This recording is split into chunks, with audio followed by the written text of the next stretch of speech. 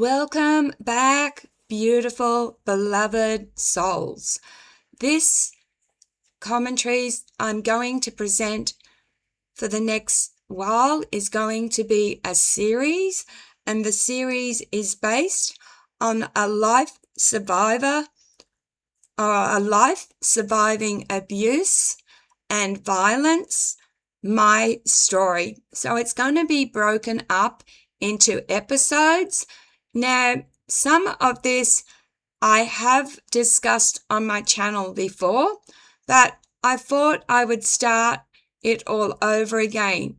For those of you who are new, my name is Gem Stone and I'm 65.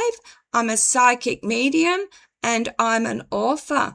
And also on this channel, you'll find commentaries, you'll find PowerPoints, and you'll see that my content varies.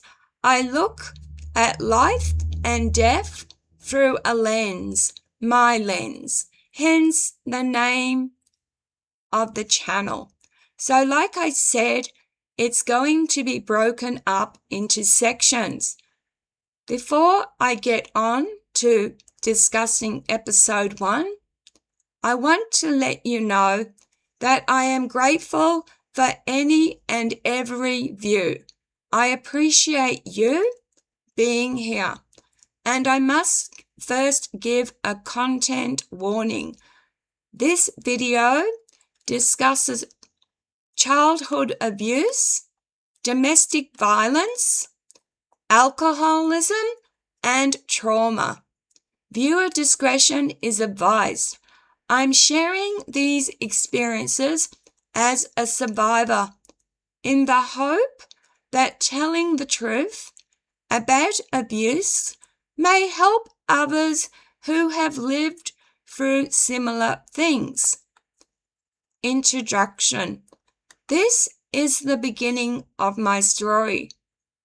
People often ask how someone ends up living through so much danger, addiction, and abusive relationships. What I have learned over time is that when chaos and fear are what you grow up with, they can begin to feel normal. My childhood was shaped by violence, secrecy, and emotional confusion inside our home. Many of these things stay hidden for decades. My parents and moving to Australia. My father was already a heavy drinker before he married my mother in England.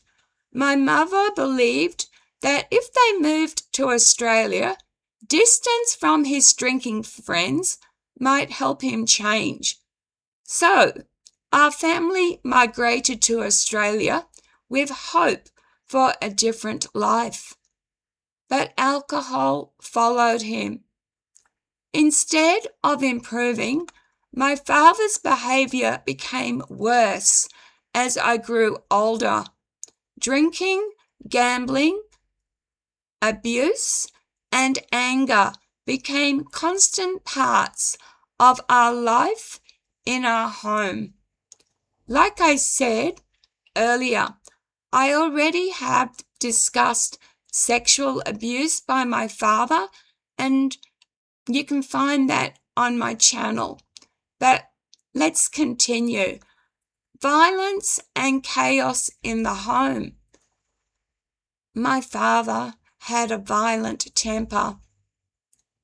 The police were called to our house many times, and I remember seeing him resist arrest and fight with them. My parents' arguments were explosive. There were nights filled with shouting, threats, and objects being thrown. Once he smashed a beer bottle over my mother's head. Another time later in life, he poured petrol over her. Sometimes the fights were so chaotic that we children would run in trying to protect our mother, only to get hurt ourselves. My father also had a cruel sense of humour when he was drunk. On drives, he would stop the car near steep cliffs and slowly move closer to the edge while we screamed in fear. The more frightened we became, the more he seemed to enjoy pushing the moment further. Neglect and responsibility at a young age. When I was about 10 years old, my parents owned a shop.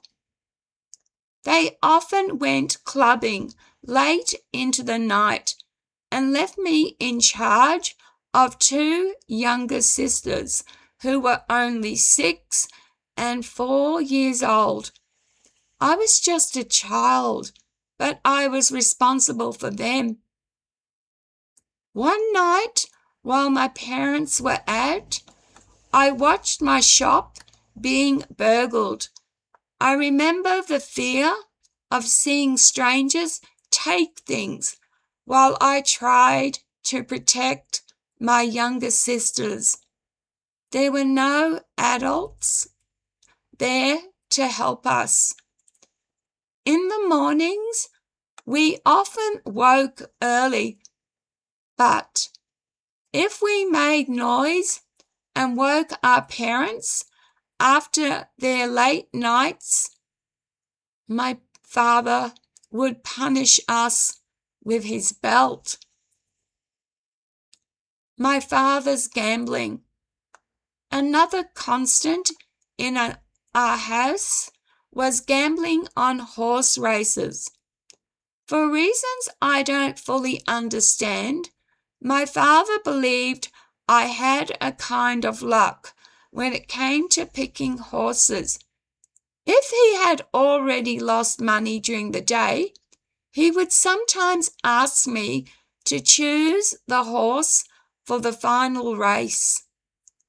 As a young girl, I would sit alone in my bedroom while that horse race ran, shaking with fear that if the horse lost, there would be another explosion of anger in the house. Those were enormous pressures for a child. As I've said, I've already gone into sexual abuse, but I will repeat some of it here. Sexual boundary violations. As I entered my teenage years, from the age of 10 to 17, my father had suffered injuries that kept him home.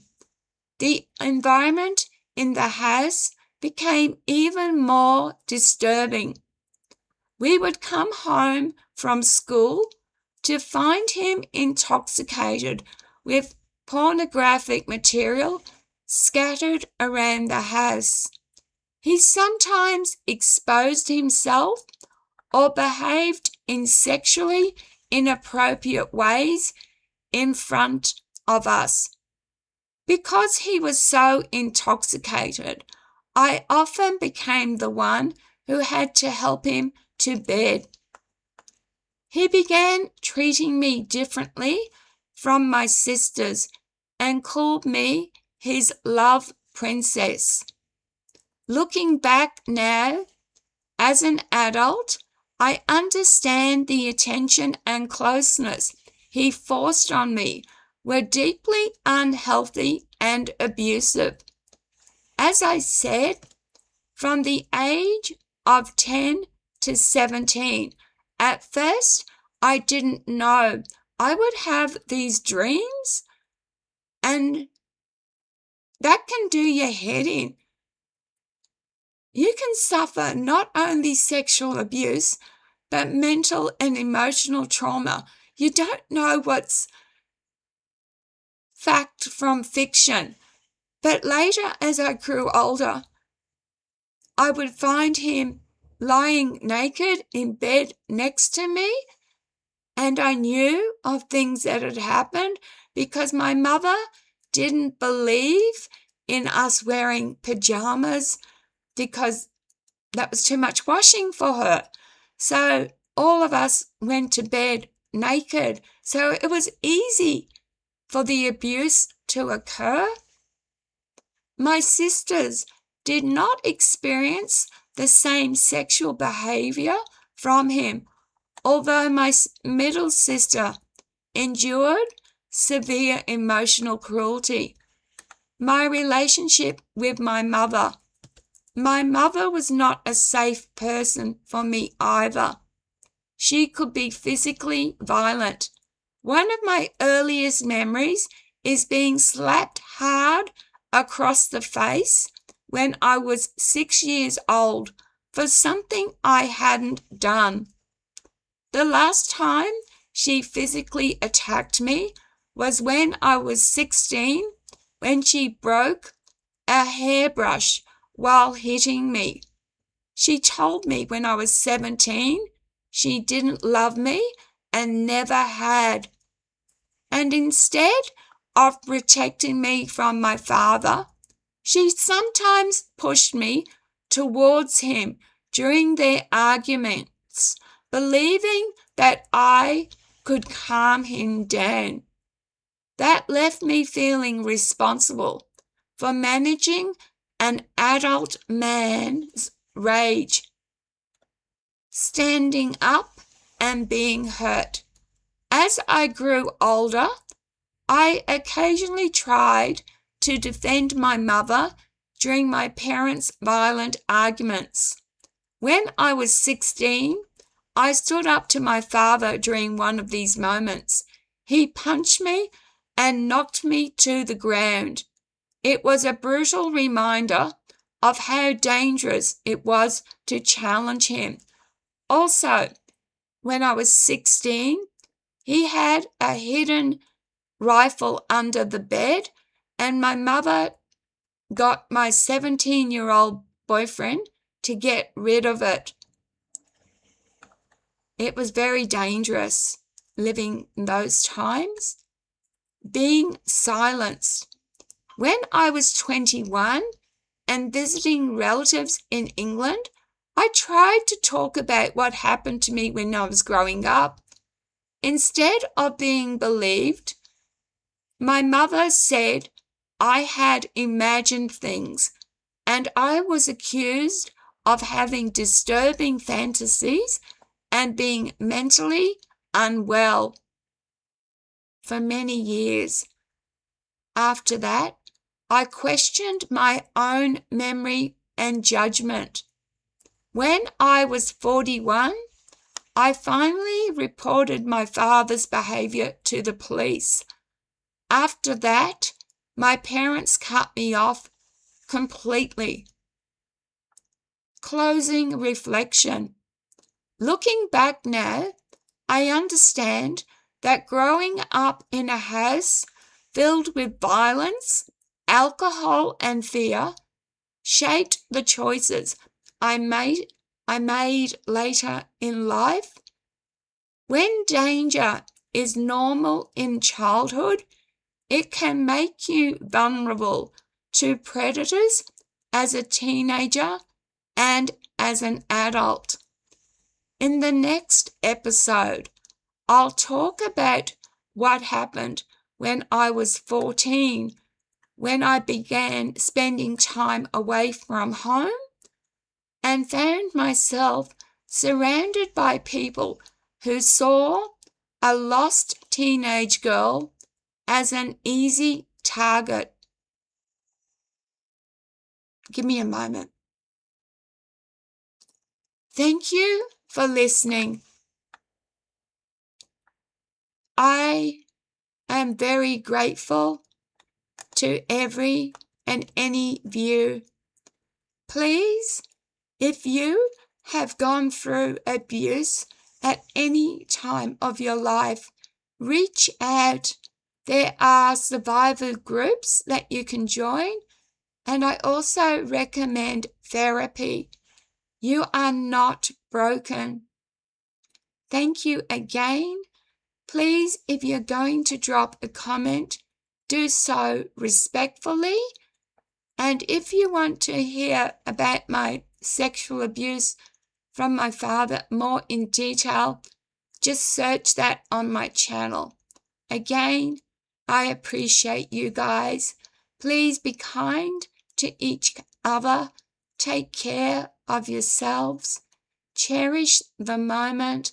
Love, light, and blessings. Bye.